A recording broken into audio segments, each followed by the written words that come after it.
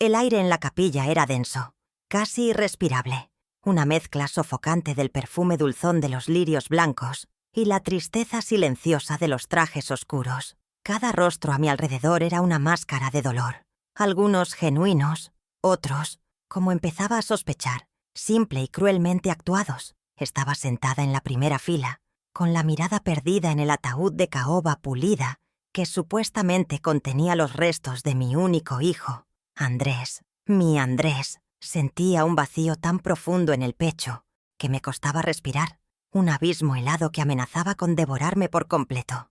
La gente susurraba condolencias que sonaban como un eco lejano, palabras vacías que no podían ni empezar a tocar la magnitud de mi pérdida. Era una pesadilla hecha realidad, la inversión del orden natural de las cosas, una madre enterrando a su hijo, y yo solo quería que el mundo se detuviera, que me dejara hundirme en mi miseria sin testigos. A mi lado, mi nuera, Verónica, interpretaba su papel a la perfección. Sostenía un pañuelo de seda en su mano enguantada, presionándolo delicadamente contra sus ojos, aunque yo no había visto ni una sola lágrima real humedecer su maquillaje impecable. Su dolor era una actuación calculada, una obra de teatro para la galería de amigos y familiares que habían venido a presentar sus respetos. Siempre había sentido una frialdad en ella, una distancia que atribuía a su carácter reservado. Pero ahora, bajo la luz lúgubre de la capilla, esa frialdad parecía algo mucho más siniestro.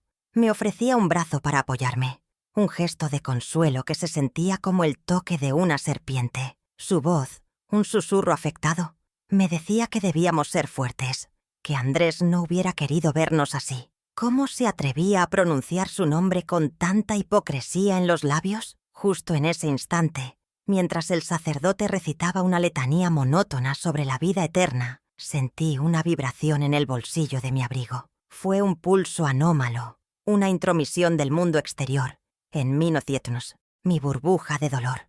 Al principio lo ignoré. ¿Quién podría estar buscándome en un momento como este? Pero la vibración insistió, un zumbido persistente contra mi cadera, una llamada de atención que no podía seguir eludiendo.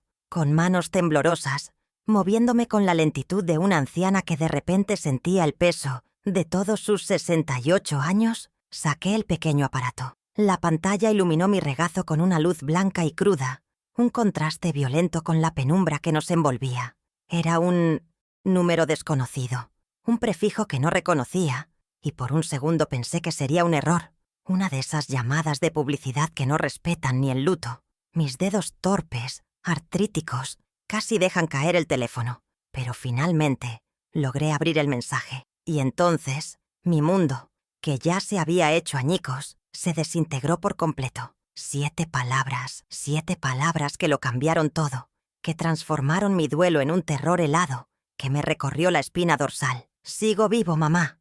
No confíes en nadie. Las letras bailaban ante mis ojos, se desenfocaban y volvían a cobrar una nitidez aterradora. Leí la frase una y otra vez, tratando de encontrar un error, una explicación lógica. ¿Era una broma cruel de algún desalmado? ¿Una estafa? Pero la palabra mamá, esa palabra que solo él usaba con ese tono específico que casi podía escuchar en mi mente, me golpeó con la fuerza de una verdad innegable. Mi corazón, que creía roto, empezó a latir con una furia desesperada, un tambor de guerra en mi medio del silencio sepulcral. No confíes en nadie. La orden era tan clara como aterradora.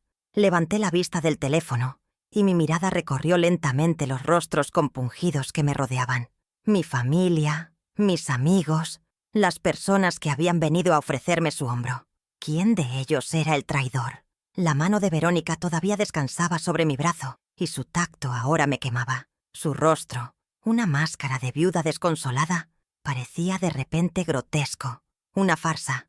Vi a Héctor Maldonado, el socio de mi hijo, de pie junto al féretro, con la cabeza inclinada en señal de respeto. Su expresión era la de un hombre que había perdido a un hermano. Pero, ¿y si era él? La paranoia se instaló en mi mente como un veneno, helando cada una de mis venas. Estaba sola, completamente sola en una habitación llena de gente, prisionera de un secreto que me ahogaba. La humillación llegó como una ola de náusea. Tenía que seguir fingiendo. Tenía que llorar por un hijo que, según ese mensaje, estaba vivo en algún lugar, necesitando mi ayuda. Verónica se inclinó hacia mí, su aliento perfumado demasiado cerca. «Isabel, querida, deberías decir unas palabras». A Andrés le habría gustado. Su sugerencia era una daga en mi corazón. Me pedía que subiera al atril y hablara de mis recuerdos, de mi amor, de mi pérdida, todo frente al ataúd vacío, o peor aún, lleno con el cuerpo de un extraño. Tuve que tragarme el grito que pugnaba por salir de mi garganta, asentir con la cabeza y componer mi rostro en una expresión de dolor aceptable para el público. Sentí que me estaba partiendo en dos, la abuela destrozada que todos veían y la leona aterrorizada que acababa de nacer en mi interior, dispuesta a todo por su cachorro. Mi mirada se cruzó con la de Héctor, quien me ofreció una pequeña sonrisa triste, un gesto de solidaridad que ahora me revolvía el estómago. Él y Andrés habían construido su empresa desde cero, habían sido más que socios, eran como hermanos, o eso era lo que yo creía. Era posible que la ambición hubiera envenenado esa relación, hasta el punto de planear algo tan monstruoso. Cada recuerdo que tenía de ellos juntos, riendo, discutiendo planos, celebrando contratos, se teñía ahora de una duda horrible. Cada gesto de amabilidad, cada palabra de consuelo que había recibido en las últimas 48 horas, se convertía en una posible pieza de una conspiración que me tenía como espectadora de mi propia tortura. El funeral ya no era un adiós, sino el escenario de un crimen, y yo era la única que lo sabía. Guardé el teléfono en mi bolsillo. El plástico frío contra mi piel se sentía como un talismán, una promesa. El dolor aplastante de la pérdida había sido reemplazado por una furia fría y una determinación que no sabía que poseía. Me levanté, apoyándome en el banco para no flaquear, y todos los ojos se posaron en mí, esperando ver a una anciana rota. Pero no lo estaba, no más, en ese preciso momento, bajo el peso de las miradas de lástima y las sonrisas falsas, les hice una promesa silenciosa a mi hijo y a mí misma. Descubriría la verdad, desenmascararía a los culpables, sin importar quiénes fueran. Pensaban que habían enterrado a Andrés Romero, pero lo que realmente habían hecho era despertar a su madre. Y el amor de una madre, se los aseguro, es más fuerte que la muerte misma. Mi nombre es Isabel Romero, y tengo 68 años que, hasta hace 2 días, sentía con el orgullo de una vida bien vivida, aunque sencilla. Ahora, cada uno de esos años me pesa como una lápida. Hace una década que soy viuda, desde que mi Ricardo se fue en silencio una mañana de otoño, dejándome con un corazón remendado y el recuerdo de un amor de los que ya no existen. Mi vida transcurre en una pequeña casa, en un barrio tranquilo, sostenida por la modesta pensión que él me dejó y los ingresos de mi florería, el jardín de Isabel, mi pequeño rincón de mundo, donde las flores me hablan más que las personas. Siempre pensé que mi existencia se apagaría, así, entre el perfume de las rosas y las visitas de mi hijo los domingos, pero el destino, o alguien con un plan muy retorcido, tenía otros planes para mis últimos años. Mi rutina, esa que me anclaba a la vida después de la partida de Ricardo, se ha desvanecido. Cada mañana, a las 7 en punto, abría la reja de mi tienda, y el tintineo de la campanilla era la primera nota de mi sinfonía diaria. Me encantaba el frío del amanecer mientras regaba las plantas, el olor a tierra mojada mezclado con el aroma de los jazmines. Hablaba con mis flores, les contaba mis penas y alegrías, porque ellas, a diferencia de algunas personas, saben guardar secretos. Mi hijo Andrés solía bromear diciendo que prefería la compañía de las petunias a la de los humanos. Quizás tenía razón. En este nuevo silencio, un silencio impuesto por una mentira atroz, el recuerdo de esa rutina simple y feliz se siente como un paraíso perdido, un Edén del que he sido expulsada a la fuerza. Siempre he sido una mujer de afectos callados y de dar sin esperar. Crié a Andrés con la convicción de que el amor se demuestra con hechos, no con palabras grandilocuentes. Le preparaba sus platos favoritos, le remendaba los calcetines incluso cuando ya era un hombre hecho y derecho, y escuchaba sus sueños con la paciencia que solo una madre posee. Esta naturaleza mía, la de cuidar, la de proteger. La he considerado siempre mi mayor virtud. Hoy, sin embargo, la veo bajo una luz distinta, una luz cruda y terrible. Me pregunto si esa bondad incondicional, esa tendencia a pensar bien de todo el mundo, no fue la puerta abierta por la que entraron los lobos. Me doy cuenta, con una amargura que me quema la garganta, de que mi mayor fortaleza pudo haber sido, a los ojos de otros, mi más grande vulnerabilidad.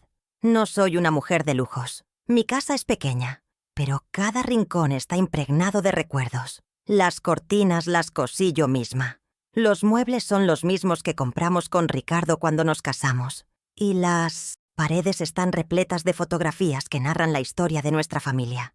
Mi mayor tesoro no es material. Es el álbum de fotos donde Andrés aparece con su primer diente, en su graduación, el día de su boda.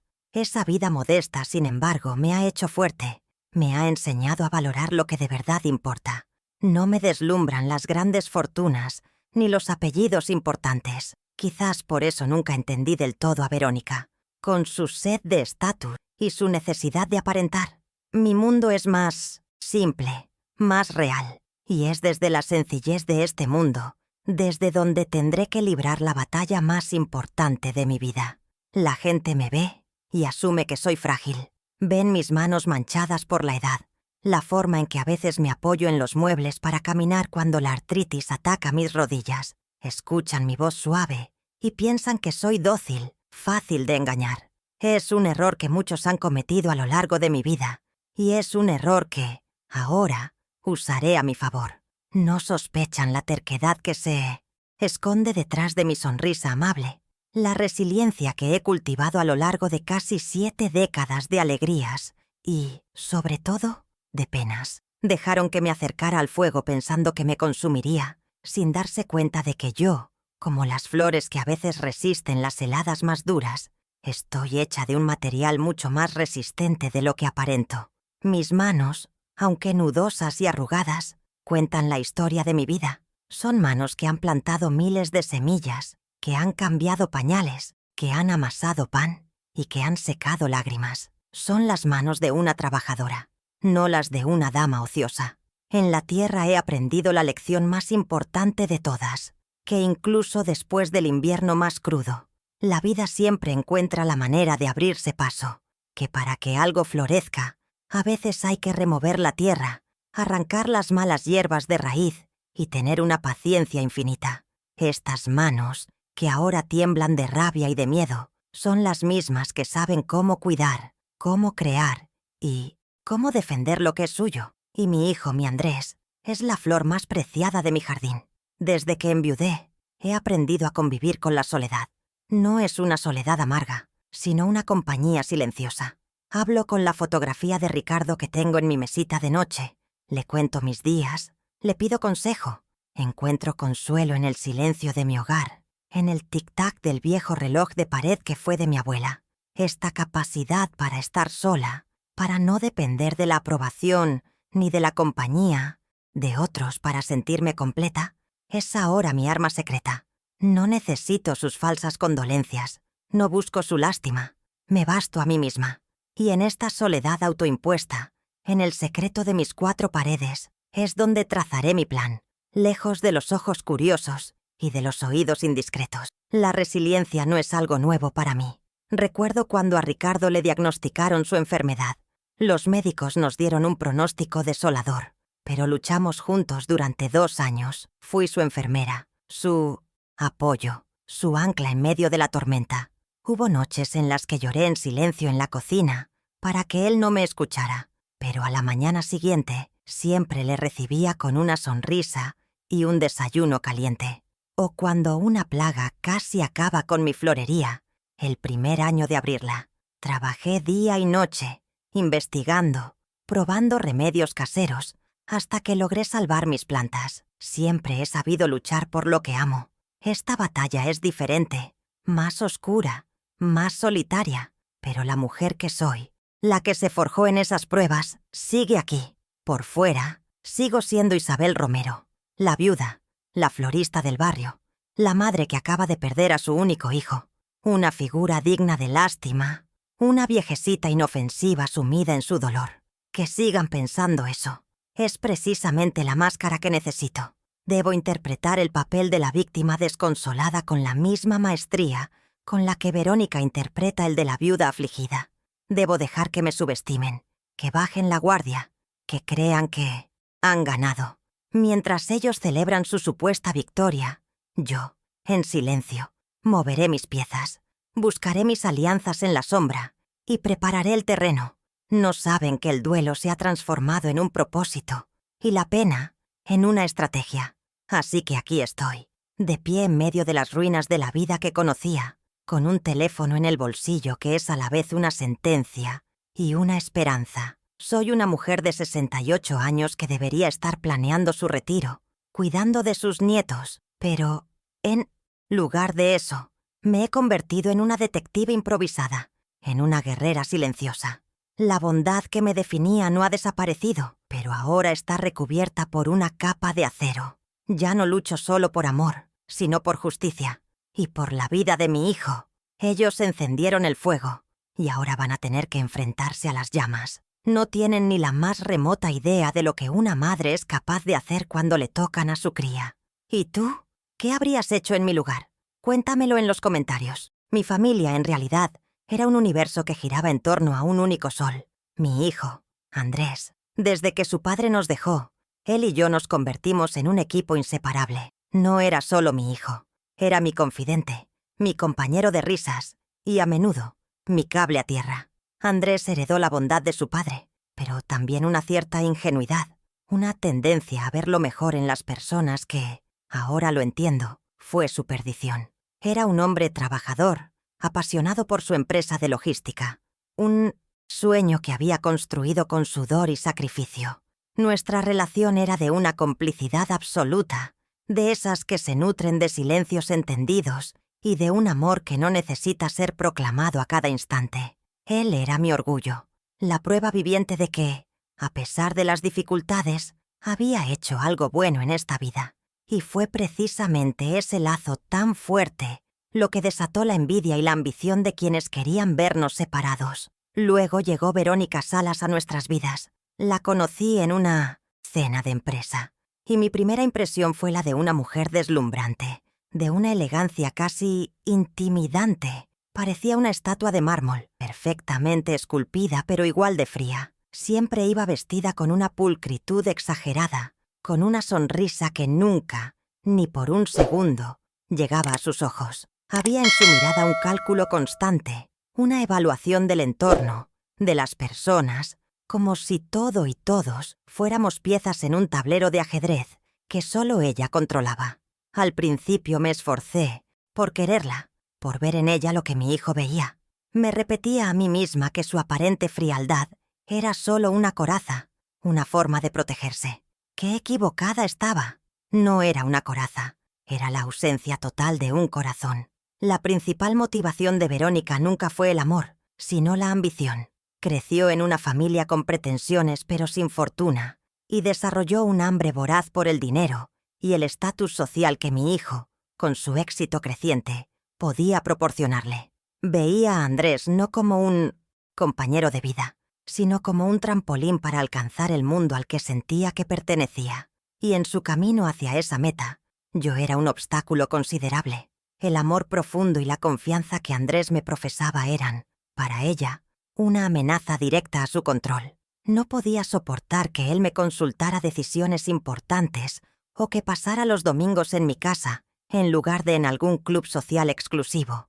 Quería ser la única voz en su oído, la única dueña de su voluntad y, por supuesto, de su patrimonio. Y en esta trama oscura, Verónica no actuó sola. Tenía un cómplice, un aliado tan ruin como ella, Héctor Maldonado, el socio y supuesto mejor amigo de mi hijo.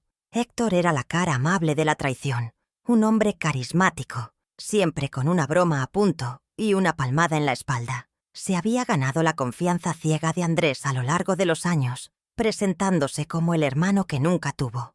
Pero detrás de esa fachada de lealtad se escondía una codicia sin límites. Mientras mi hijo trabajaba sin descanso para hacer crecer la empresa, Héctor como he llegado a sospechar ahora. Probablemente desviaba fondos y tejía una red de engaños a sus espaldas. Juntos, Verónica y Héctor formaban una alianza letal, ella con su ambición social y él con su avaricia, unidos por el deseo de apoderarse de todo lo que mi hijo había construido.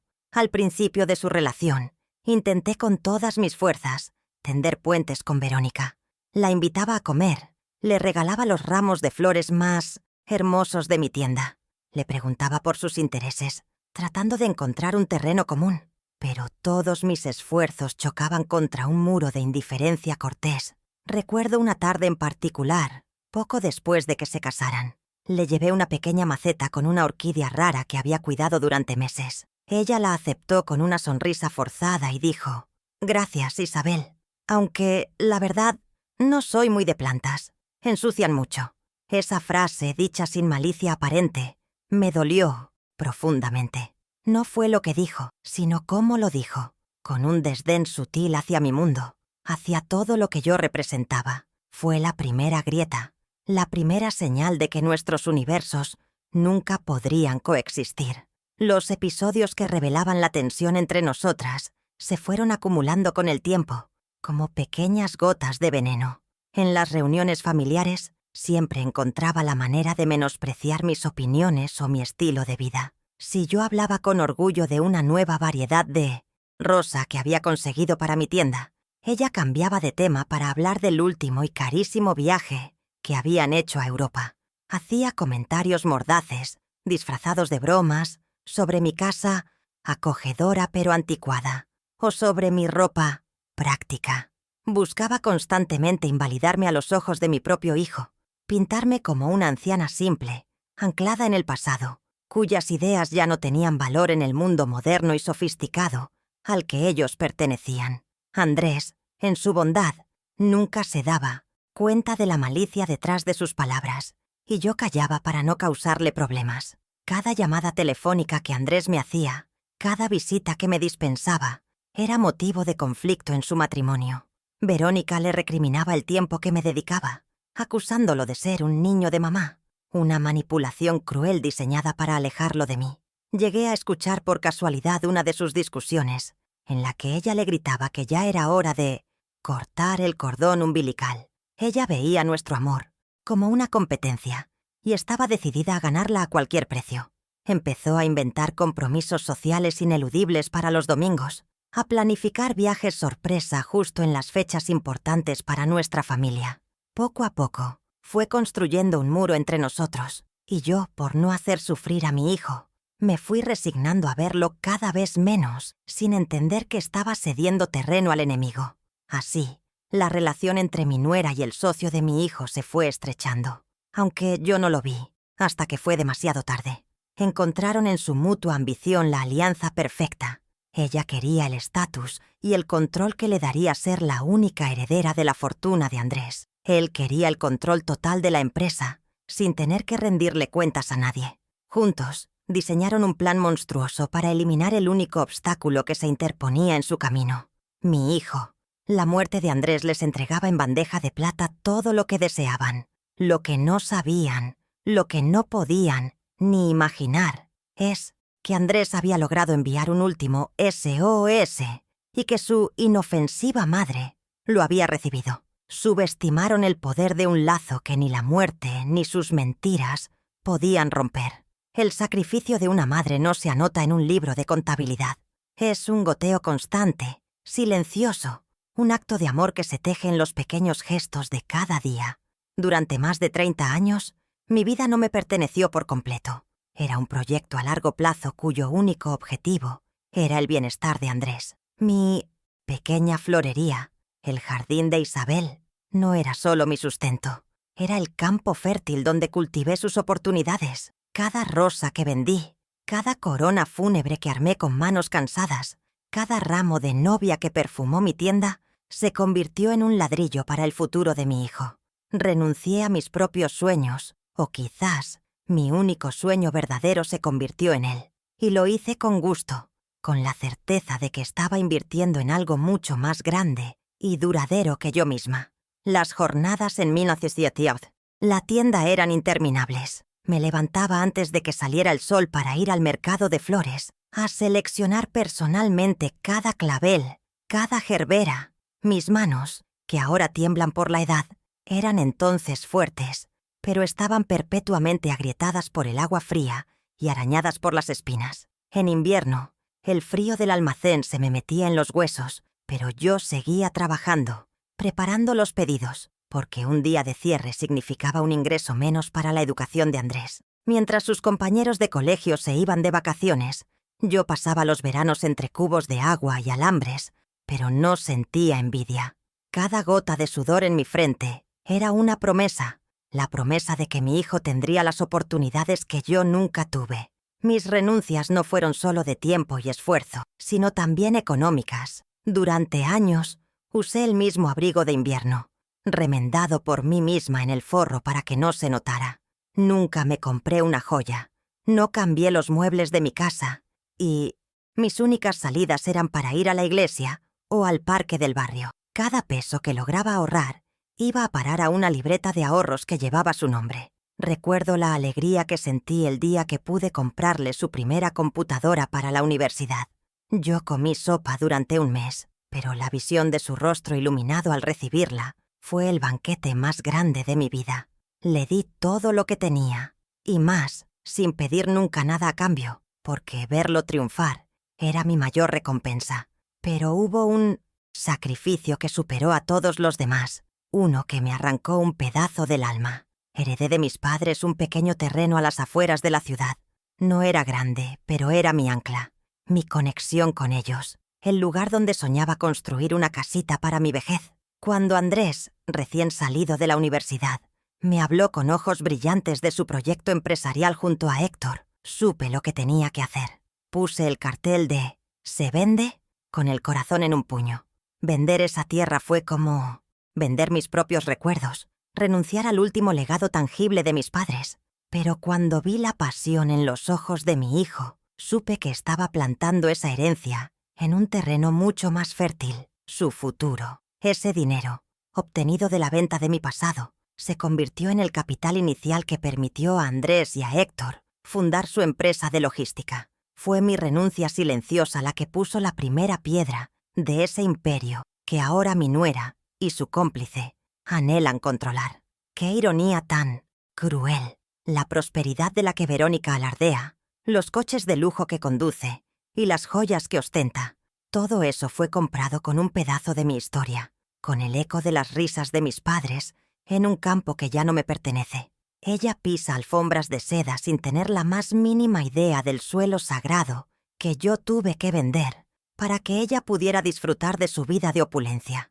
Mi sacrificio fue la semilla, y ella ahora quiere robarse la cosecha. Yo me aseguré de que a Andrés nunca le faltara nada. Mientras yo contaba las monedas para llegar a fin de mes, él tenía los mejores libros, ropa de calidad y la libertad de concentrarse en sus estudios sin la angustia de las deudas. Quería que su única preocupación fuera aprender, crecer y soñar. Le construí una burbuja, un mundo donde las dificultades económicas no pudieran tocarlo. Lo hice por amor, para proteger su talento y su espíritu. Le di alas para que volara alto, sin darme cuenta de que, al hacerlo, también lo estaba, haciendo vulnerable a depredadores que verían en su éxito una presa fácil, gente que no valora el esfuerzo porque nunca ha tenido que hacerlo. Y no solo fueron sacrificios materiales, fueron noches en vela cuando tenía fiebre, fueron mis propias tristezas guardadas bajo llave para no preocuparle, fue la soledad que a menudo sentía después de la muerte de Ricardo, una soledad que nunca le confesé para no ser una carga. Siempre puse su felicidad por delante de mi propia tranquilidad. Animé su relación con Verónica, a pesar de mis recelos, porque creía que la felicidad de mi hijo era lo más importante. Tragué desprecios, soporté desplantes y sonreí en cenas familiares donde me sentía como una extraña. Todo por mantener la paz, por no causarle a Andrés un dilema entre su madre y su esposa. Qué ciega he sido. A cambio de una vida de entrega, ¿qué he recibido? De mi hijo siempre recibí amor y respeto, lo sé, pero de la familia que él formó, de las personas en las que confió, he recibido desdén, condescendencia Y finalmente, la traición más atroz que una madre puede imaginar. No esperaba que me construyeran un monumento, ni que me agradecieran cada día. Mi única expectativa era el respeto, el reconocimiento silencioso de mi lugar en la familia que yo misma había ayudado a cimentar. En lugar de eso, me convirtieron en una espectadora incómoda de sus vidas, una reliquia del pasado a la que se tolera por obligación, hasta que finalmente decidieron que era más fácil eliminar a mi hijo y dejarme sola con mi dolor. Recuerdo perfectamente la inauguración de sus oficinas nuevas. Verónica me hizo un tour, mostrándome los muebles de diseño italiano y las vistas panorámicas de la ciudad. En un momento, con una copa de champán en la mano, me dijo: «Andrés sí que tiene buen ojo para los negocios, ¿verdad? Esta empresa es una mina de oro». La miré y solo pude asentir, mientras un nudo se formaba en mi garganta. Ella veía una mina de oro. Yo veía mis noches sin dormir, mis manos agrietadas, la tierra de mis padres. Veía un sueño construido sobre el amor y el sacrificio, no una simple fuente de ingresos. En ese momento entendí que ella y yo nunca hablaríamos el mismo idioma. Esa larga historia de sacrificio, que podría parecer una letanía de tristezas, es hoy el arsenal del que dispongo. Cada renuncia, cada lágrima silenciosa, forjó en mí una fortaleza que ni yo misma conocía. No soy una simple anciana a la que se le puede arrebatar un hijo. Soy la arquitecta de su vida, la que puso los cimientos de todo lo que ahora intentan robar. Y usaré esa misma fuerza, esa misma tenacidad que me permitió construir su futuro desde la nada, para desenmascarar a quienes intentaron destruirlo. Mi pasado de sacrificio no me convierte en una víctima, me convierte en una guerrera que tiene muy claro por lo que lucha y que no tiene absolutamente nada que perder. Mi difunto esposo, Ricardo, no era solo un hombre bueno y un marido amoroso. Era, por encima de todo, un hombre prudente. Tenía una mente metódica, casi de contable, y una profunda desconfianza hacia la improvisación. Creía en el poder de la palabra escrita, no solo para expresar sentimientos, sino para dejar constancia, para protegerse de los caprichos del destino y de la mala fe de las personas. Las palabras se las lleva el viento. Isabel, solía decirme mientras anotaba meticulosamente cada gasto o pensamiento en sus cuadernos. Pero lo que está escrito permanece. Yo a veces me burlaba de su manía de documentarlo todo, pero ahora, en medio de esta tormenta, empiezo a comprender la profunda sabiduría que se escondía detrás de esa costumbre. Ricardo no dejaba nada al azar, y sospecho que esa prudencia suya podría ser mi única luz en esta oscuridad. En el fondo de un viejo armario, detrás de una pila de mantas que huelen a lavanda, guardo una caja de metal oxidada. Dentro de esa caja, junto a nuestras cartas de noviazgo y la primera foto de Andrés, se encuentra el último diario personal de Ricardo. Es un cuaderno de tapas de cuero oscuro, sin nada especial en su apariencia, pero lleno de su caligrafía apretada y elegante. Desde que él murió, no he tenido el valor de abrirlo. Me dolía demasiado leer sus pensamientos, sus planes para un futuro que nunca llegó a ver, pero tampoco pude deshacerme de él. Sentía que tirar ese diario sería como borrar la última conversación que nunca tuvimos, así que ha permanecido ahí, en silencio, como un testamento sellado, guardando los secretos de un hombre que, incluso después de muerto, parece seguir cuidando de mí. Ahora que mi mente trabaja sin descanso, buscando cualquier pieza que me ayude a resolver este rompecabezas, un recuerdo concreto ha emergido de la niebla. Recuerdo la noche en que un joven y entusiasta Andrés nos anunció que iba a fundar la empresa con Héctor. Ricardo estaba visiblemente orgulloso, pero también vi una sombra de preocupación en sus ojos. Más tarde, cuando estábamos solos, me confesó que le inquietaba la naturaleza excesivamente confiada de nuestro hijo. «En los negocios, el corazón debe quedarse en casa», me dijo. Luego añadió que le había dado a Andrés un consejo muy específico para el contrato de sociedad, algo para protegerlo. Una cláusula de disolución por justa causa, creo que lo llamó. En ese momento, esas palabras me sonaron a un lenguaje arcano y aburrido, y no les di mayor importancia. Esa misma noche, después de su conversación con Andrés, vi a Ricardo sentado en su sillón, escribiendo en su diario con una concentración inusual. La pluma se deslizaba sobre el papel con una seriedad que me llamó la atención, pero no quise interrumpirlo. Pensé que simplemente estaría anotando sus impresiones sobre el gran paso que nuestro hijo estaba a punto de dar, quizás alguna reflexión sobre el paso del tiempo. Ahora, ese recuerdo adquiere un peso monumental. ¿Qué escribió exactamente esa noche? ¿Detalló el consejo que le dio a Andrés? ¿Explicó el funcionamiento de esa cláusula que mencionó de pasada? De repente, ese diario ha dejado de ser una reliquia sentimental para convertirse en un posible manual de instrucciones, en un mapa del tesoro que mi previsor marido pudo haberme dejado. La existencia de ese diario, que hasta ayer era una fuente de melancolía, se ha convertido en un ancla de esperanza. Siento una mezcla de temor y excitación al pensar en él. Temor a reabrir viejas heridas, a escuchar la voz de Ricardo de nuevo a través de sus palabras y sentir su ausencia, con más fuerza que nunca. Pero también siento una excitación febril, la intuición de que entre esas páginas amarillentas podría estar la clave para entender lo que está pasando, el arma que necesito para desenmascarar a los traidores y salvar a mi hijo. Es como si Ricardo, con su infinita prudencia, hubiera anticipado que Andrés necesitaría un guardián, y que ese guardián, llegado el momento, sería yo, armada con sus conocimientos y su previsión. El diario es su última carta de amor, su último acto de protección. Todavía no es el momento de abrirlo. Tengo que ser paciente, estratégica. Verónica y Héctor me observan, esperando ver en mí solo a una anciana derrotada por el dolor. Debo seguir alimentando esa imagen, moverme con cautela, no darles ningún motivo para sospechar que mi luto se ha convertido en una investigación secreta.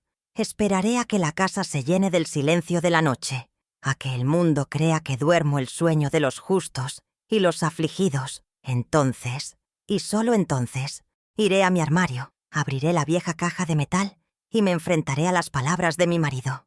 El diario es mi secreto, mi recurso oculto, y permanecerá así, en las sombras, hasta que sepa exactamente cómo y cuándo utilizar el poder que, estoy segura, se esconde en su interior. Los días que siguieron al funeral fueron una niebla de hipocresía. Verónica, con la excusa de que no podía dejarme sola en mi dolor, se instaló en mi casa. Su presencia no era un consuelo, sino una ocupación. Se movía por mis habitaciones como una conquistadora, evaluando mis modestas posesiones con una mirada crítica. El episodio más doloroso ocurrió cuando la encontré en el antiguo cuarto de Andrés, con cajas vacías a su alrededor. Estaba vaciando sus armarios con una eficiencia helada, metiendo su ropa y sus libros en bolsas. «Hay que hacer espacio, Isabel», me dijo, sin una pizca de emoción. «¿Qué piensas hacer con todo esto? Podríamos donarlo». Estaba borrando a mi hijo de su propia historia, de su propio hogar, y yo tenía que quedarme callada, fingiendo un dolor que me permitiera ser dócil. La manipulación se volvió su principal herramienta. Una mañana, mientras yo regaba mis geranios, se acercó con una carpeta llena de papeles y un bolígrafo. «Isabel, cariño, solo unas pequeñas formalidades», dijo con esa voz melosa que había empezado a detestar. «Cosas del seguro, los gastos del... Bueno, ya sabes, el abogado dice que es urgente». Puso los documentos sobre la mesa de la cocina, indicando con el dedo los lugares donde debía firmar. No me dejó tiempo para leer, hablándome con un tono condescendiente, como si mi cerebro de anciana no pudiera procesar información compleja. Aferrándome a mi papel de mujer frágil, le dije que mi vista estaba borrosa por las lágrimas y que los miraría más tarde, cuando mi cabeza estuviera más despejada. Su sonrisa se tensó por un instante, una microexpresión de impaciencia que no me pasó desapercibida. El asedio no venía solo de un frente. Unos días después, Héctor se presentó en mi florería. Llegó con una corona de flores tan grande y ostentosa que apenas cabía por la puerta. Un gesto público para demostrar su inmenso pesar. Habló en voz alta, para que los pocos clientes que había en la tienda lo oyeran, sobre lo insustituible que era Andrés y cómo la empresa nunca sería la misma sin él. Pero cuando se acercó al mostrador, su voz bajó a un susurro conspirador. Mencionó supuestos problemas de liquidez deudas inesperadas, y luego, como quien no quiere la cosa, sugirió que quizás debería considerar vender mi casa. Sería una forma de inyectar capital y proteger el legado de Andrés, dijo. La audacia de su propuesta me dejó sin aliento. Querían robarle a mi hijo su futuro y a mí, mi pasado. La invasión de Verónica se volvió más descarada. Ya no se trataba solo de su presencia, sino de su intento de anular la mía dentro de mi propio hogar. Una tarde, llegué del mercado y encontré que mi viejo y cómodo sillón, el lugar donde me sentaba a coser y a ver las noticias, había desaparecido. En su lugar había un armatoste de diseño moderno, anguloso e incómodo, que desentonaba terriblemente con el resto de mis muebles. Cuando le pregunté, con la voz más suave que pude impostar, ella respondió con una sonrisa condescendiente. «Ay, Isabel, el tuyo olía a naftalina y tenía el tapiz gastado. Quería alegrar un poco el ambiente para ti. No estaba alegrando nada. Estaba marcando su territorio, borrando mis huellas, diciéndome sin palabras que este lugar ya no era mío». La presión por los documentos volvió, esta vez con más fuerza.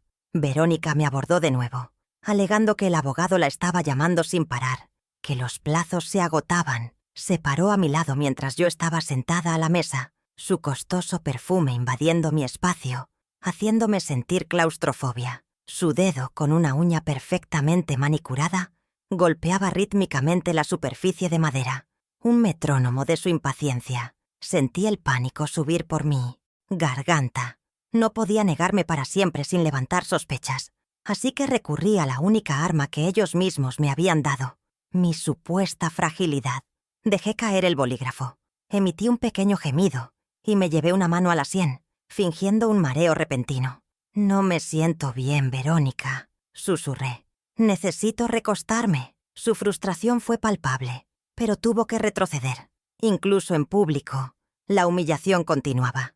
Me obligó a acompañarla al mercado del barrio, probablemente para mantener la fachada de nuera abnegada que cuida de la pobre suegra. Cuando nos encontramos con una vieja vecina, la señora Carmen, quien me ofreció unas palabras de consuelo sincero y cariñoso, Verónica me apartó sutilmente y acaparó la conversación. Comenzó a relatar con detalles dramáticos y calculados su propio sufrimiento, su insomnio, su falta de apetito, convirtiéndose en la protagonista indiscutible de la tragedia. Yo quedé relegada a un segundo plano, una figura silenciosa y encorvada que servía como mero accesorio para su actuación. Asentía y sonreía con tristeza, mientras por dentro la rabia hervía, una lava ardiente bajo una superficie de hielo. Una noche, mientras intentaba conciliar el sueño, el teléfono de mi mesita de noche sonó, sobresaltándome. Era un número privado. Dudé en contestar, pero una extraña intuición me obligó a hacerlo. Al otro lado de la línea no hubo un saludo, solo un silencio cargado de estática, y luego una voz, claramente distorsionada por algún aparato, que susurró una frase heladora. «La están vigilando. Tenga mucho cuidado». Antes de que pudiera responder, de que pudiera preguntar quién era, colgaron. El corazón me martilleaba en el pecho. ¿Era una advertencia de alguien que sabía la verdad y quería ayudarme? ¿O era una táctica de intimidación de ellos? ¿Una forma de recordarme que estaba sola y vulnerable? De repente, el peligro dejó de ser una sospecha para convertirse en una amenaza tangible. El siguiente ataque fue directo a la memoria de mi hijo. Verónica, con una expresión de falsa pena, me mostró una carpeta con supuestas facturas impagadas y cartas de cobradores. «Parece que Andrés tenía problemas, Isabel», dijo, fingiendo preocupación. «Se endeudó mucho y no nos dijo nada. Pobre, qué presión debía sentir». Era una mentira burda y cruel, un intento de manchar su nombre, de pintarlo como un hombre irresponsable y fracasado. El objetivo era claro: crear una crisis financiera ficticia para justificar la venta urgente de todos los activos, incluida la empresa y mi casa. No les bastaba con intentar matarlo y robarle. Ahora también querían destruir su reputación, su legado de hombre honesto y trabajador.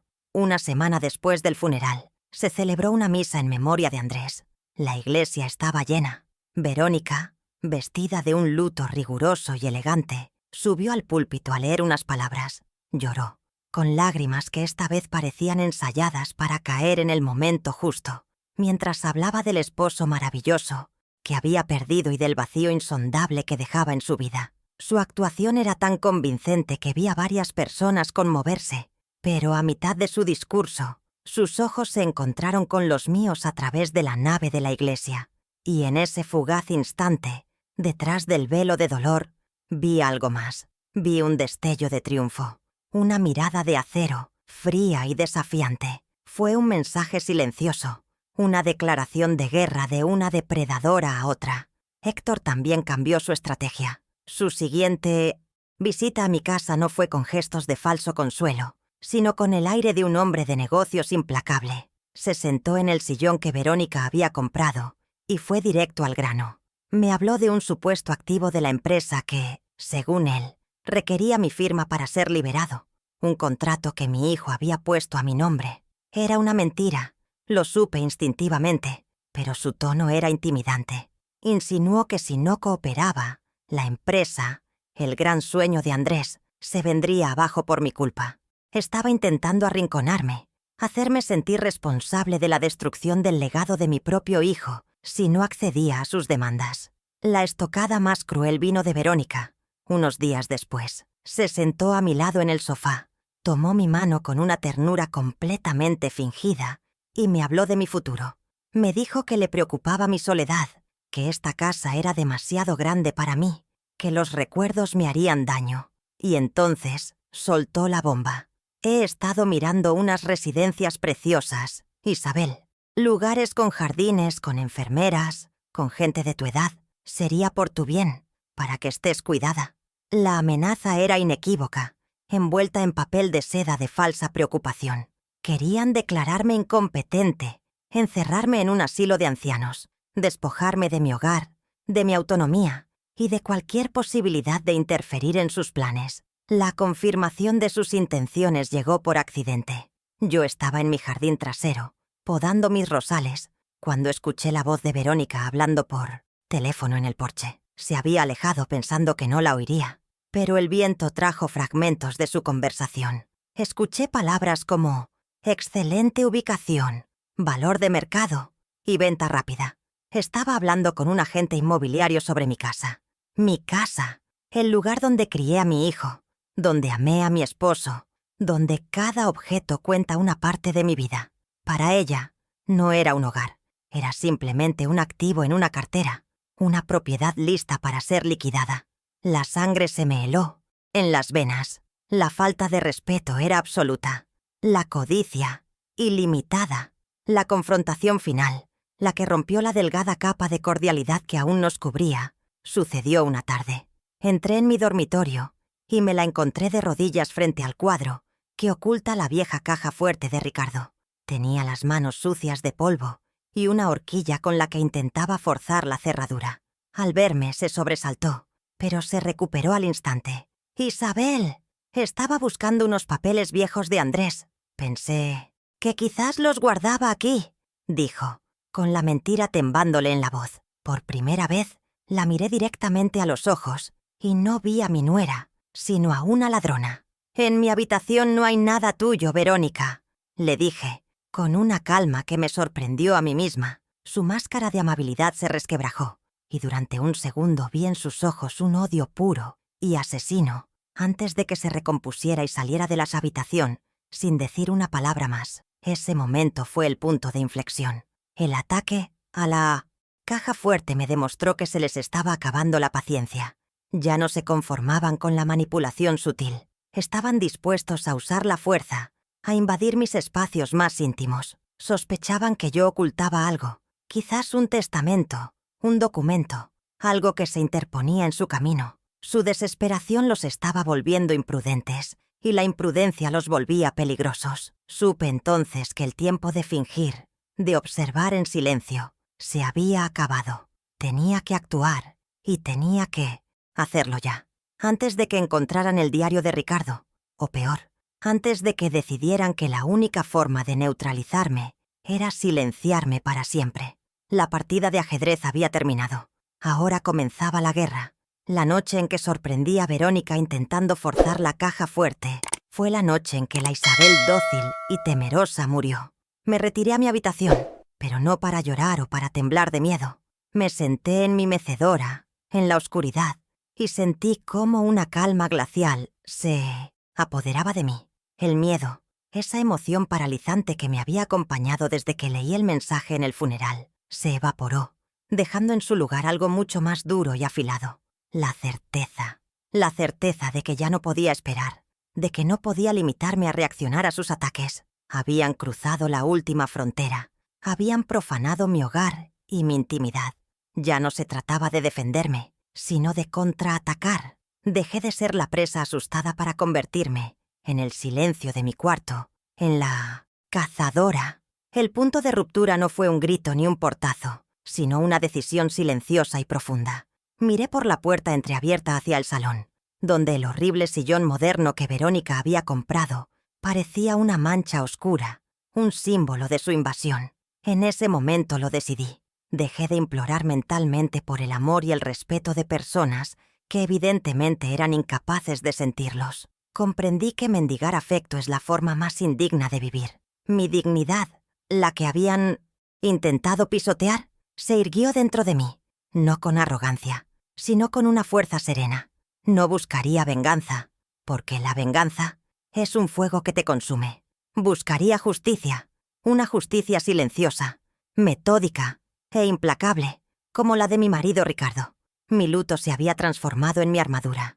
Esperé hasta oír los ronquidos suaves de Verónica desde la habitación de invitados. El reloj de la pared marcaba las 2 de la madrugada. Me moví sin hacer ruido. Mis pies descalzos no emitían sonido alguno sobre las baldosas frías. Fui a mi cuarto. Me arrodillé con un esfuerzo que ignoré y levanté una tabla suelta del parqué que había debajo de la alfombra. Un secreto que ni siquiera Andrés conocía. Allí, envuelta en un paño, estaba la pequeña llave de la caja fuerte. Con la llave en mi mano temblorosa, me acerqué al cuadro de las amapolas, lo descolgué y enfrenté la puerta de metal. El clic de la cerradura al girar resonó en el silencio de la casa como un trueno. El pistoletazo de salida de un plan que acababa de nacer en mi mente. Con el corazón latiéndome en la garganta, saqué el diario de cuero de Ricardo. Su peso en mis manos se sentía diferente esta vez. Ya no era solo el peso de los recuerdos, sino el de la responsabilidad y la esperanza. Lo llevé a la cocina, la única habitación donde podía encender una luz tenue, sin despertar a mi carcelera. Antes de abrirlo, me quedé unos segundos acariciando la tapa gastada, como si pudiera absorber la fuerza y la prudencia de mi marido a través del tacto. Era el momento de la verdad. Estaba a punto de cruzar un umbral, de dejar atrás a la mujer que había sido para convertirme en la que necesitaba ser para salvar a mi hijo. Respiré hondo, reuní todo mi valor y abrí el cuaderno por la primera página. No leí el diario de forma secuencial. Mi mente estaba enfocada, buscando una fecha, un dato concreto. Recordaba que Andrés había fundado su empresa en la primavera de hacía 10 años. Pasé las páginas con cuidado, mis ojos recorriendo la caligrafía perfecta de Ricardo, leyendo entradas sobre el jardín, sobre mí, sobre sus preocupaciones cotidianas, hasta que lo encontré. La fecha era inconfundible, y allí estaba, unas pocas páginas dedicadas enteramente a la nueva empresa de Andrés. Ricardo no solo había anotado sus esperanzas sobre el proyecto, sino también sus temores, detallando su preocupación por la ingenua confianza de nuestro hijo en su socio Héctor. Era como si me estuviera hablando desde el pasado, advirtiéndome. El corazón me dio un vuelco cuando leí el párrafo clave. Ricardo describía con una claridad meridiana el consejo que le había dado a tío Andrés. Hablaba de la cláusula de disolución por justa causa y explicaba su mecanismo. En caso de fallecimiento o incapacidad declarada de uno de los socios, y antes de que cualquier seguro de vida empresarial pudiera ser reclamado o se produjera una transferencia de acciones, era obligatoria la realización de una auditoría externa e independiente de las cuentas de la empresa. Era una salvaguarda, una bomba de relojería legal. Y entonces, Ricardo me dio el regalo más grande de todos, el nombre del abogado que él mismo recomendó a Andrés para redactar y registrar esa cláusula. Un viejo amigo suyo de la universidad, un hombre íntegro y leal, el doctor Esteban Fuentes. De repente todo cobró sentido. Tenía un camino, un primer paso. Ya no estaba sola, luchando a ciegas contra sombras. Ricardo me había dejado un mapa y el nombre de un aliado. El doctor Fuentes. Si él había redactado esa cláusula, debía existir una copia en sus archivos. Él sería la llave para activar el mecanismo que detendría a Verónica y a Héctor antes de que pudieran echar mano del dinero. Mi plan comenzó a tomar forma. Tenía que contactar con ese abogado sin que nadie lo supiera. Tenía que llegar hasta él y entregarle la información del diario, la prueba de que algo muy turbio estaba ocurriendo. La gratitud que sentí hacia mi difunto esposo fue tan inmensa que las lágrimas brotaron de mis ojos, pero esta vez no eran lágrimas de pena, sino de esperanza. Cerré el diario y lo escondí en un lugar nuevo y mucho más seguro, en el fondo de un saco de tierra para macetas, en el cobertizo del jardín, donde a Verónica jamás se le ocurriría buscar. Volví a la cama justo cuando el cielo empezaba a clarear por el este. Por primera vez en muchos días, no sentía miedo, sino una extraña serenidad. El dolor por la ausencia de Andrés seguía ahí, un fuego sordo en mi pecho, pero ahora estaba canalizado, convertido en el combustible para mi misión. A la mañana siguiente, cuando me senté a desayunar frente a Verónica, mi sonrisa de anciana desvalida y mi mirada perdida ya no eran solo una actuación para ella, eran mi máscara de guerra, la calma que precede a la tormenta que estaba a punto de desatar. Mi primer obstáculo era puramente logístico, pero se sentía tan insuperable como una montaña. ¿Cómo contactar al doctor Fuentes sin que Verónica se diera cuenta? Usar el teléfono de mi casa o mi propio móvil era impensable. Estaba segura de que, de alguna manera, ella vigilaba mis comunicaciones. Recordé entonces que guardaba un viejo teléfono de prepago en una caja de galletas, una reliquia de una época en la que la tecnología no era tan invasiva. El verdadero reto era salir de casa sola. Tuve que recurrir de nuevo a mi arsenal de artimañas seniles. Una mañana, durante el desayuno, fingí un antojo repentino e irrefrenable por unos panecillos de anís que solo vendían en una panadería antigua, al otro lado de la ciudad. Una panadería a la que, casualmente, tendría que ir en autobús, sola.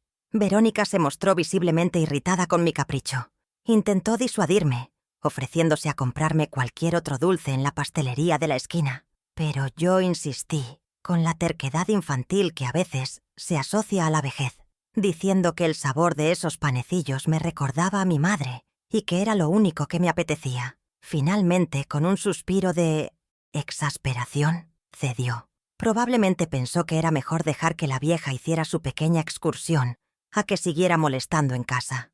Me dio algo de dinero y me vio salir con una mezcla de fastidio y condescendencia. En cuanto doblé la esquina, mi paso lento y vacilante se transformó en una caminata decidida y enérgica. No iba a ninguna panadería.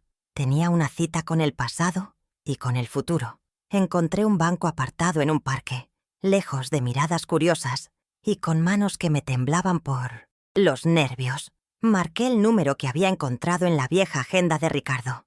La voz que respondió al otro lado era la de un hombre mayor, cascada por el tiempo, pero con un timbre de autoridad inconfundible. «Doctor Fuentes», dije, y mi propia voz sonó extraña, como si perteneciera a otra persona. Al principio se mostró cauteloso, pero en cuanto mencioné que era la viuda de Ricardo Romero y que necesitaba hablarle sobre un asunto de vital importancia relacionado con la empresa de mi hijo, Andrés, su tono cambió.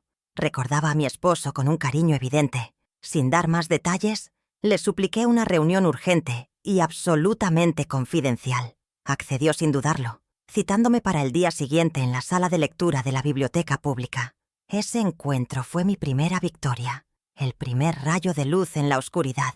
El doctor Fuentes era exactamente como lo había imaginado, un caballero de la vieja escuela, con una mirada penetrante que parecía ver más allá de las apariencias. «Lea». Mostré la fotocopia de las páginas del diario de Ricardo. Las leyó en silencio, sus cejas frunciéndose cada vez más. Cuando levantó la vista, su expresión era de una indignación glacial. Esta cláusula es real, Isabel, me confirmó, su voz un murmullo grave. Yo mismo la redacté. Es una fortaleza legal. Y sí, tengo los originales bajo llave en mi despacho. Me aseguró que, con ese documento, Verónica y Héctor no podían tocar ni un solo céntimo de la empresa, ni de los seguros asociados a ella, hasta que una auditoría completa se llevara a cabo. Sentí que un peso enorme se levantaba de mis hombros. Tenía un escudo. En esa pequeña mesa de la biblioteca, rodeados del silencio y el olor a papel viejo, el doctor Fuentes y yo sellamos nuestra alianza.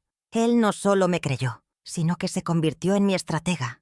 Estaba furioso por lo que le insinué que estaban intentando hacerle a la familia de su viejo amigo. Ricardo era un hombre previsor. Es como si hubiera sabido que algo así podría pasar, reflexionó. Su primer consejo fue determinante. Siga con su papel, Isabel. No los confronte. Déjelos creer que tienen el control. La arrogancia será su perdición. Mientras tanto, yo empezaré a mover los hilos legales desde la sombra. Prepararé la solicitud de auditoría. Solo necesitamos una prueba más contundente para activarla en el momento justo. Salí de esa biblioteca sintiéndome otra mujer. Ya no estaba sola. Volver a casa y mantener la farsa fue uno de los mayores retos. Verónica me recibió con una avalancha de preguntas sobre mi excursión. ¿Por qué había tardado tanto? ¿Estaba bueno el pan? Saqué los panecillos de anís, que efectivamente había comprado de camino para mantener mi coartada, y se los ofrecí. Me hice la olvidadiza. Le conté una historia enrevesada sobre cómo me había perdido buscando la parada del autobús. Mi actuación debió ser convincente, porque aunque su mirada seguía siendo suspicaz, no tuvo más remedio que dejar el tema. La atmósfera en la casa era irrespirable, una guerra fría donde cada gesto y cada palabra tenían un doble significado.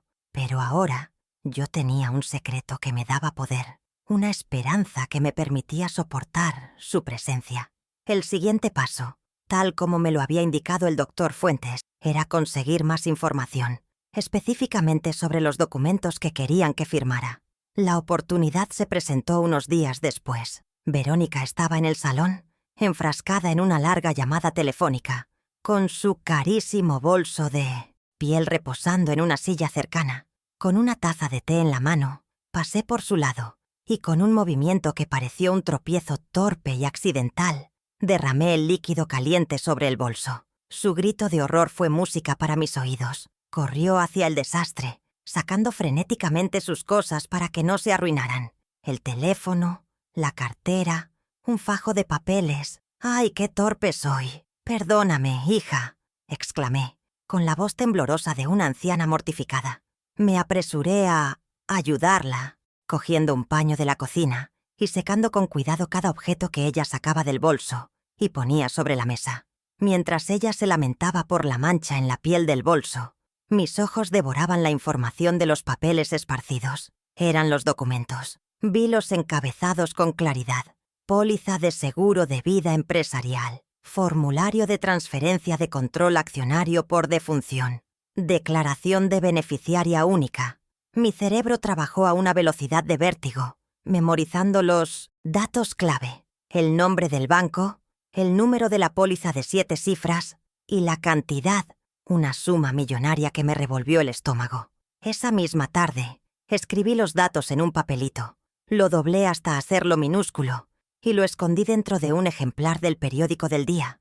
Al día siguiente, fui a mi florería con la excusa de que necesitaba regar unas plantas delicadas. Allí, como había acordado con el doctor Fuentes, le entregué el periódico a mi joven empleada, pidiéndole que se lo diera a un mensajero, que pasaría a recogerlo más tarde.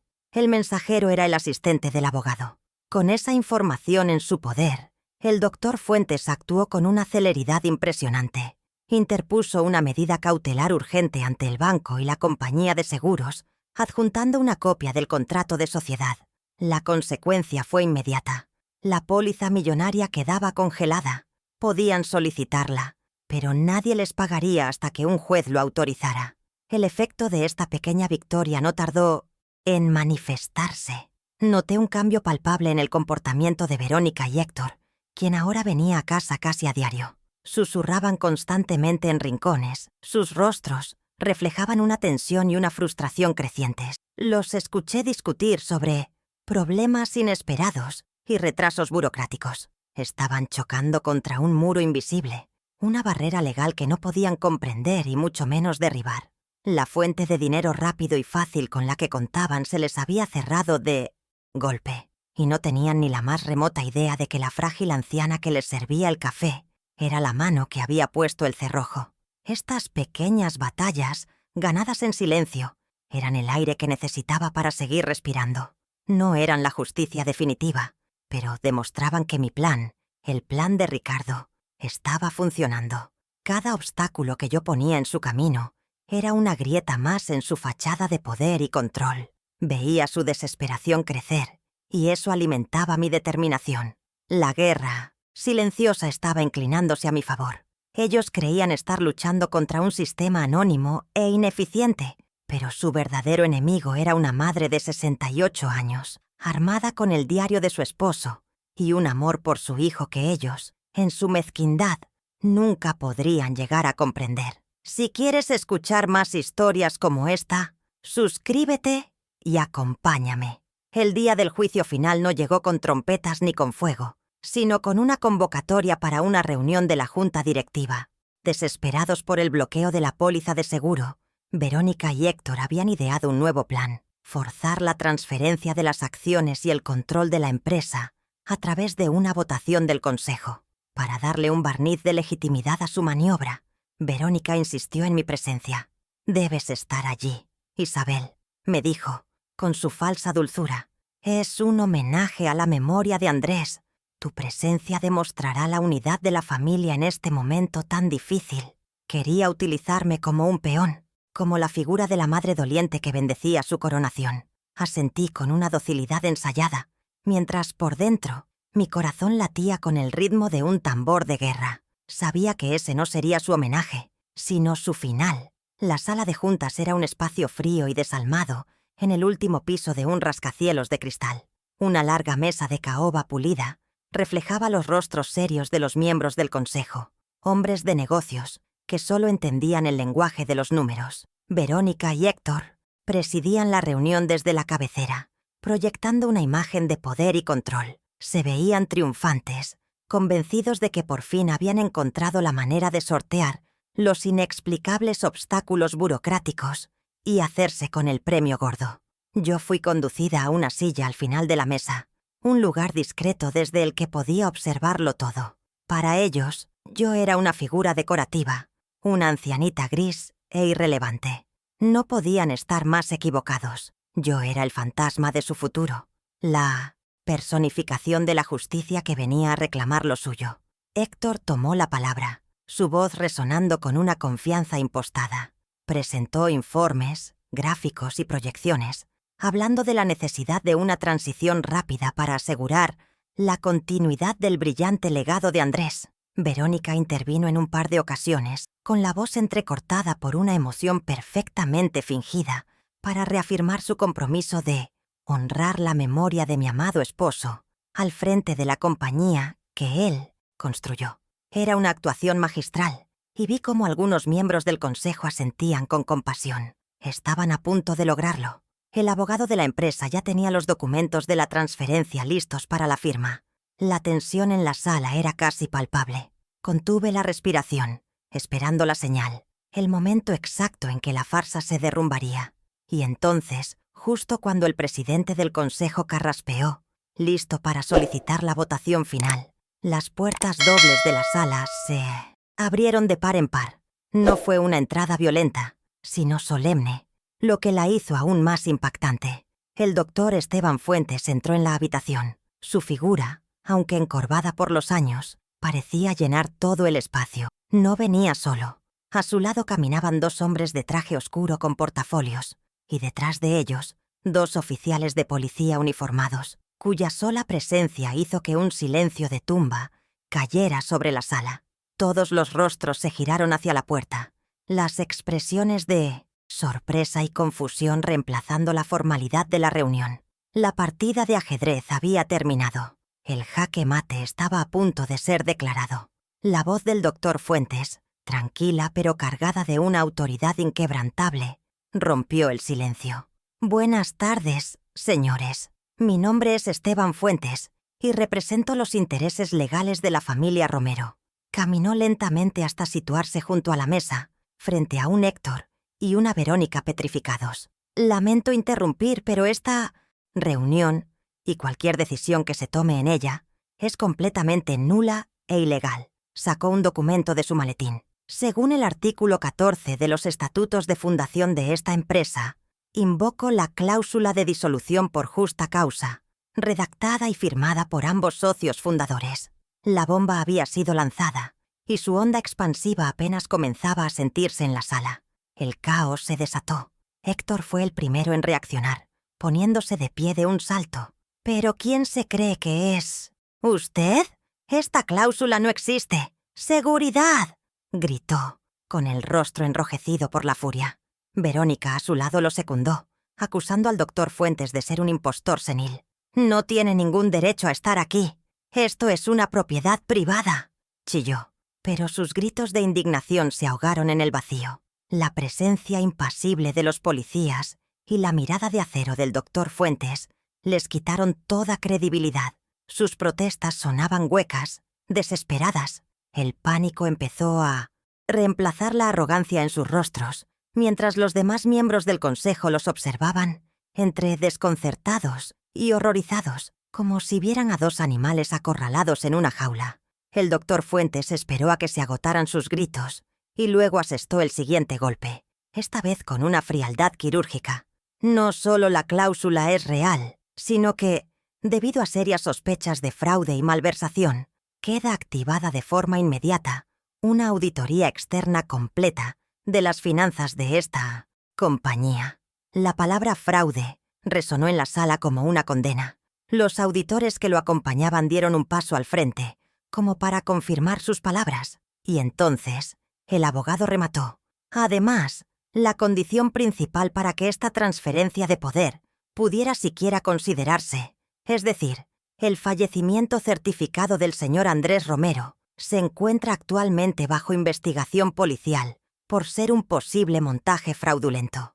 En el preciso instante en que Verónica abría la boca para soltar un grito de histeria, asegurando que el abogado estaba loco, las puertas de la sala volvieron a abrirse, y esta vez, la figura que apareció en el umbral provocó un jadeo colectivo. Era Andrés, más delgado, pálido, con la mirada de quien ha visto el infierno, pero vivo.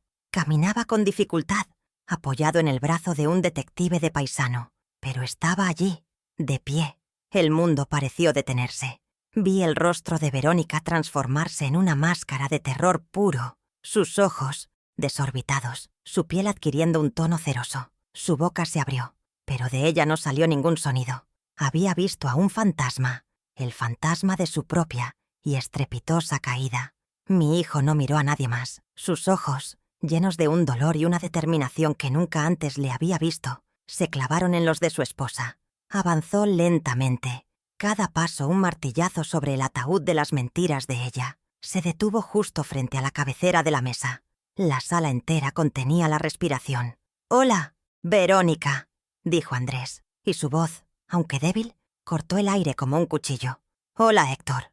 Luego levantó una mano temblorosa, un dedo acusador que selló sus destinos. «Ellos», dijo, su voz ganando fuerza con cada palabra, «me secuestraron.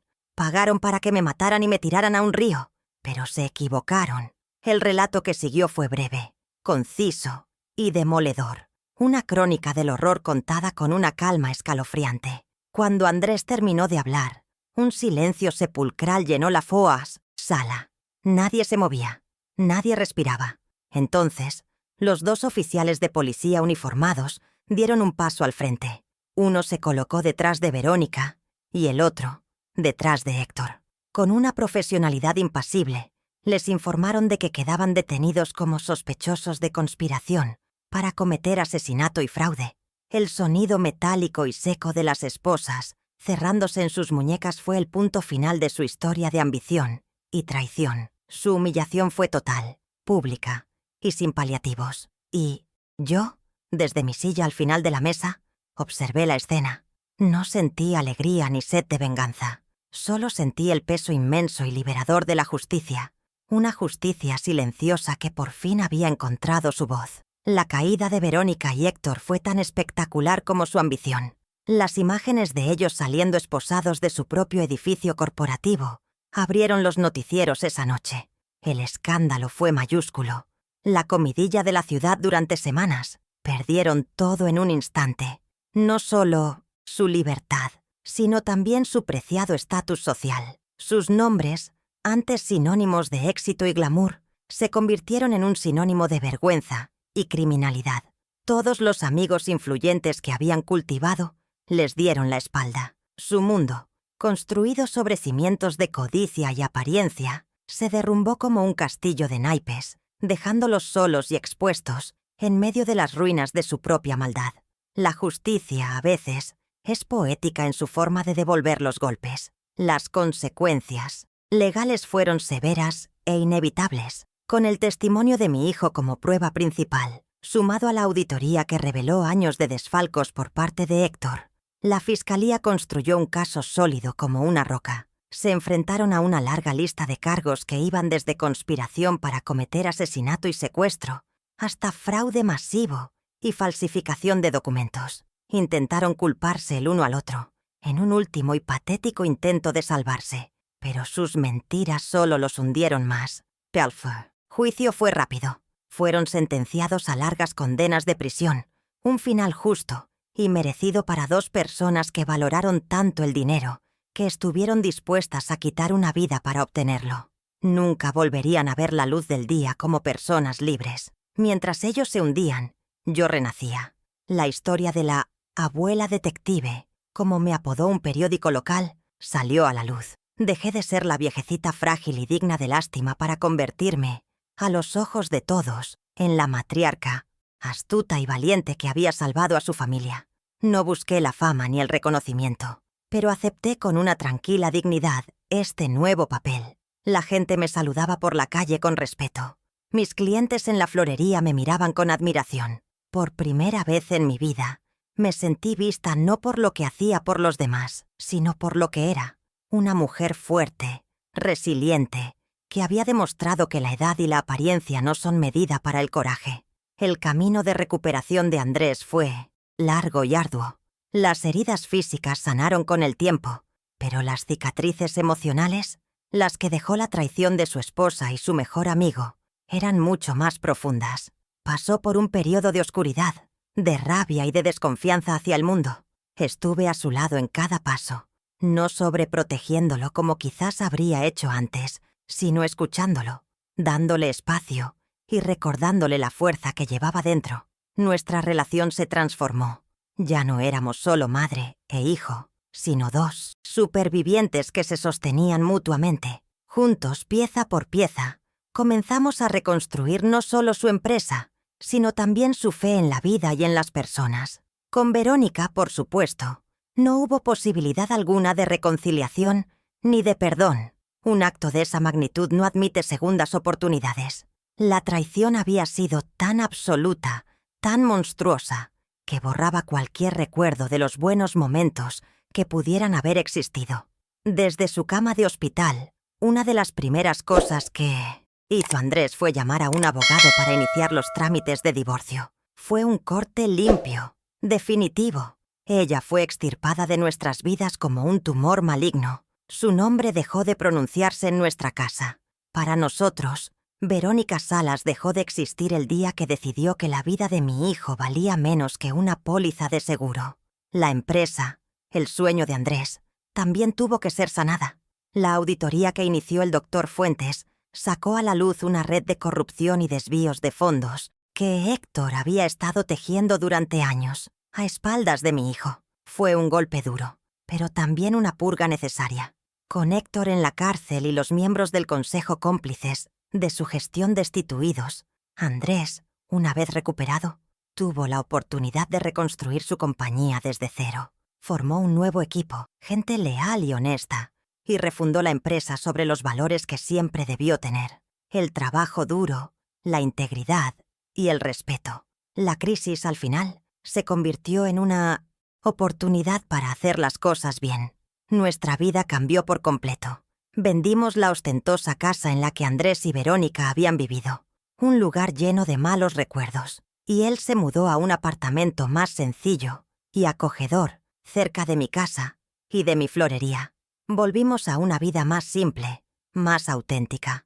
Los domingos volvieron a ser días de almuerzos familiares en mi cocina, llenos de las risas de mi nieto, a quien protegimos de la oscuridad de lo sucedido. Pude dedicarme a ser la abuela que siempre quise ser, enseñándole a mi pequeño a cuidar las flores del jardín, a valorar las cosas pequeñas y, sobre todo, a entender que la lealtad y el amor son los tesoros más grandes que uno puede tener. Hoy miro hacia atrás y veo el rastro de la tormenta, pero ya no me asusta. Las cicatrices nos recuerdan que sobrevivimos. La justicia se hizo presente, no como una venganza, sino como un reequilibrio del universo. Mi vida encontró un nuevo propósito. Ya no soy solo la florista del barrio, sino la guardiana de mi familia, la matriarca Romero.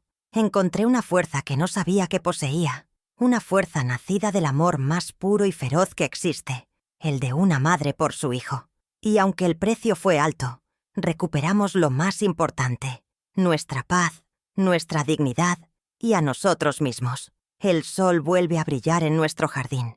Esta historia, mi historia, me ha enseñado una lección fundamental que quiero compartir con todos ustedes. El mundo a menudo comete el error de confundir la bondad con la debilidad y el silencio con la sumisión.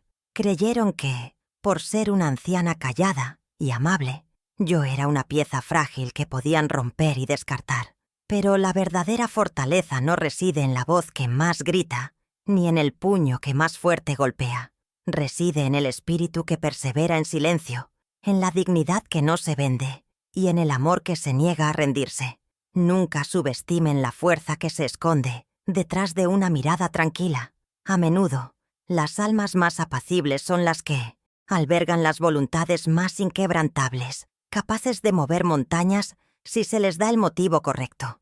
También aprendí que la verdad tiene una fuerza propia, casi como si fuera un ser vivo.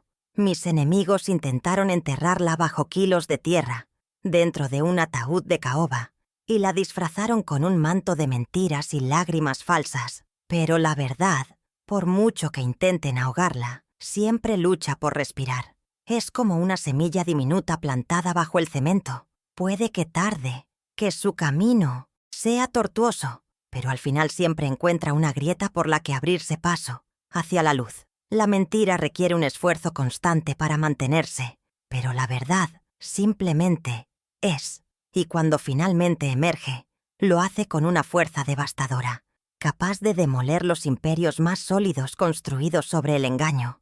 Esta dura prueba me obligó a redefinir el significado de la palabra familia. Comprendí que la familia no se define únicamente por los lazos de sangre, sino por los hilos invisibles de la lealtad, el respeto y, sobre todo, la gratitud. Quienes dan por sentado el amor y el sacrificio de otros, quienes ven las relaciones como transacciones de las que sacar provecho, terminan inevitablemente solos y vacíos. La verdadera riqueza de una vida no se mide por las posesiones que acumulamos, sino por la calidad de los vínculos que forjamos. La mayor fortuna es tener a tu lado a personas que luchen por ti, no por lo que tienes. Y ese es el legado que ahora le inculco a mi nieto cada día. Y por encima de todo, está la lección más poderosa, la del amor de una madre. Es una fuerza de la naturaleza, un instinto primario que no entiende de lógica ni de límites. Puede ser tierno y cálido como el sol de la mañana, pero cuando su cría está en peligro, se transforma en un huracán implacable, capaz de arrasar con todo lo que se interponga en su camino.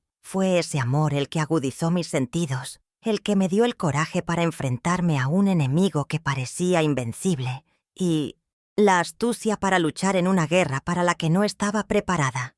La codicia es un motor potente, pero nunca podrá compararse con la fuerza del amor. Es el arma definitiva, un poder que los corazones mezquinos nunca podrán comprender ni derrotar.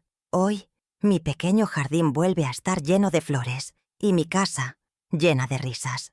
La vida me sometió a la prueba más dura, pero a cambio me regaló la oportunidad de ver a mi hijo sanar, de verlo sonreír de nuevo y de ver crecer a mi nieto en un hogar donde el amor y la honestidad son el aire que se respira. Cada día doy gracias por esta segunda oportunidad.